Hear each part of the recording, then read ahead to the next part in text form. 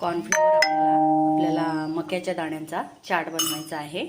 तर त्यामध्ये हे मक्याचे दाणे 5 मिनिटं गरम पाण्यात वाफवून घेतले। त्यात टाकायचे बारीक चिरलेला कांदा, बारीक चिरलेला टोमॅटो, कोथिंबीर, पुदिना पावडर, त्यानंतर थोडा चाट मसाला, नंतर डाळिंबाचे दाणे असले तर डाळिंबाचे दाणे टाकायचे आहेत आपल्याला त्यानंतर थोडी तिखटसाठी थोडी आपल्याला मिरची पावडर टाकली आहे।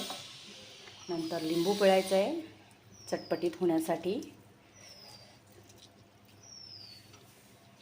आणि आपल्याला छान असं हे सगळं मिक्स करायचं आहे।